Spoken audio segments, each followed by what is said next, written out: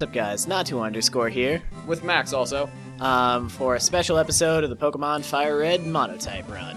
I'm just hanging out with Max as I happen to be recording this, and because I need an episode to upload the day that I'm recording it, I'm just gonna let Max chime in here with all of his maxiness. It'll be like Max plays Pokemon, but faster And also with Max not playing Pokemon. Yeah. It's just like Max plays Pokemon, but not. But not at all. So when we left off, I was trying to train up Leo. Jesus Christ. Oh my, that is Yeah, okay. a hardcore Spearow. It really is. That is just embarrassing. Oh, man. You don't lose to a wild Pokemon, man. I don't care how weak you are. You just don't. It's not a thing that happens. Exactly.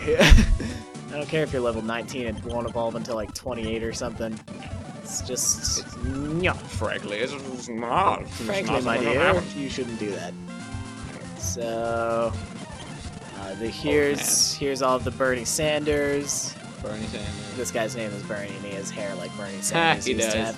have. That's an old joke for everyone else because that was in the last episode. That old man looked a lot more sexual than he did on the road. Yeah. The sprites in this game are quite something. All yeah. right. Can you do this? Yay, he so Leo. can. All right, can you do a horsey?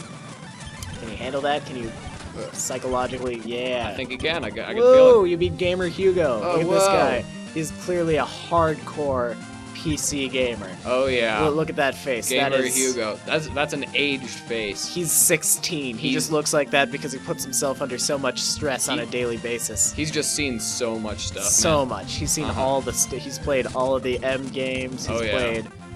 He's It really took a toll on his mind. Yeah. It just made his life expectancy 20. Oh. Hyper fan. Oh, that's. It's all right. Luna's here to clean up your mess, Leo. Your mess of terribleness. There we go. Another Rattata. Clean it up. Clear it up. Come on. There you go. And Eradicate. All right, we're Weird. gonna have to put this guy to sleep. Freaky looking. Yeah. I got one of those on my team right now. You should hear its cry. Oh god. It's actually hilarious.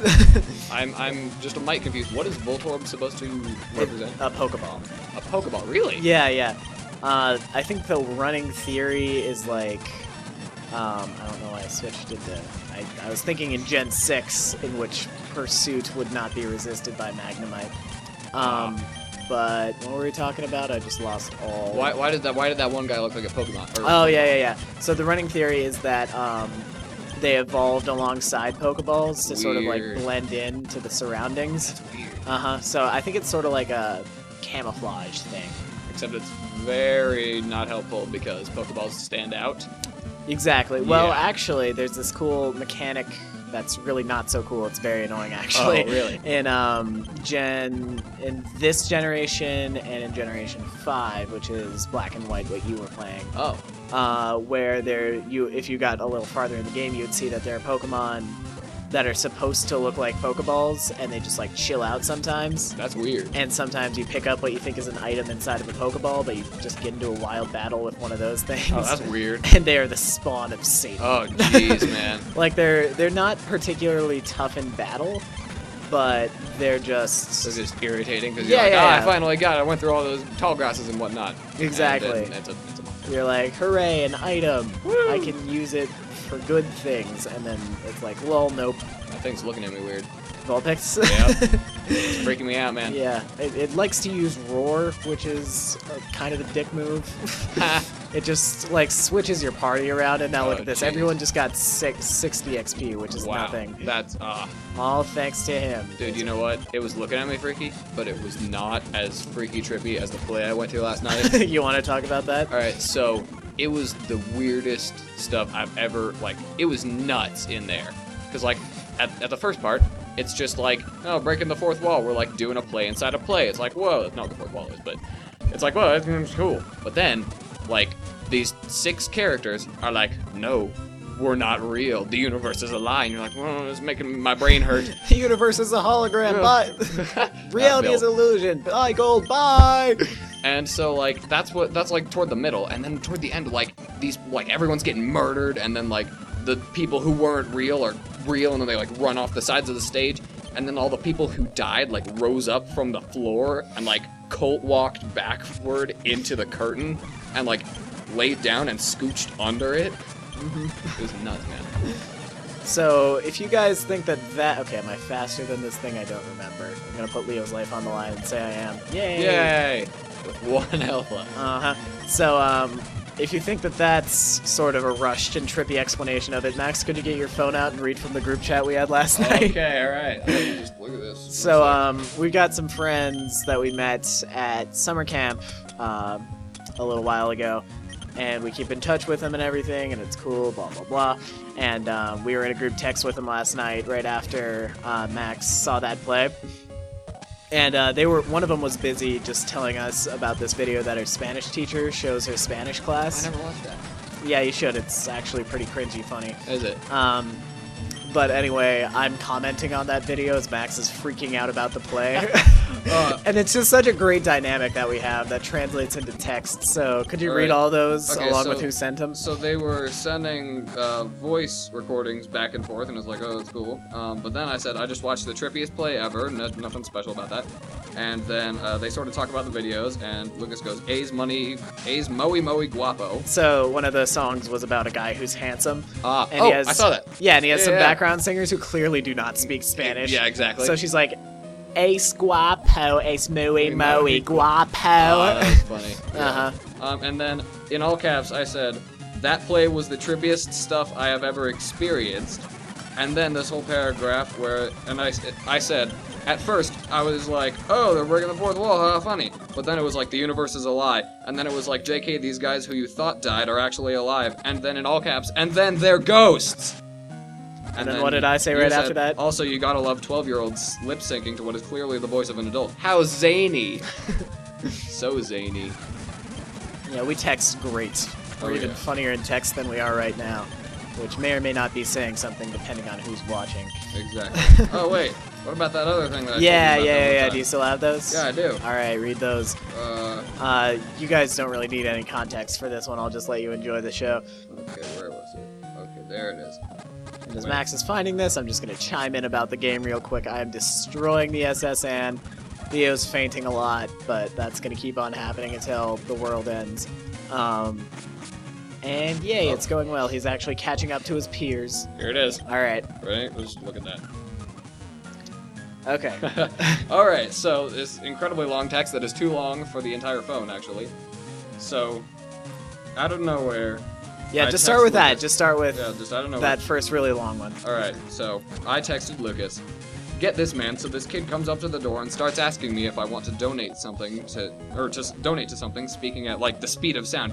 And I was like, yeah, cool. And I finally heard something, and it was gummy bears for $8. And I was like, sure. And then he like cuts himself off to accept my offer, and then starts on this other thing while making change for my 10 even faster than before. And I'm just standing in my door after that with gummy bears in silence, like, what did I just donate to? Because the whole thing lasted like a minute, and then it was over, and I was like, now, whoa, I gotta text Lucas about this, and here we are now. And then I texted him a picture of the gummy bears I got.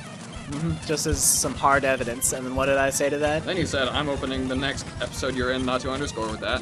Which you didn't, but we did now. Well, it's not exactly opening, it's like 3 minutes from the end, but you know. It's close enough. And then I said, dude, it was nuts. This kid must have said it like 1,000 times. Also, oh yeah, and then I talked about the game codes. And then we're done. Oh, and then, later that night, I texted him, hey, get this, I told my mom about the kid, and it turns out that this was a scam that's been going on our block for years. And then I could not control myself after I read that. I burst out laughing for a good 2 minutes. And you said, I just lost it in all caps, and I was like, lost what?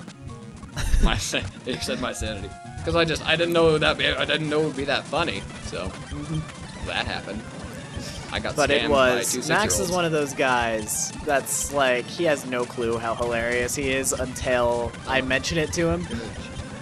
So like he can be like, yeah, no, that interaction we just had was totally normal and not extraordinary at all. And I'm like, I beg to differ. I beg to differ.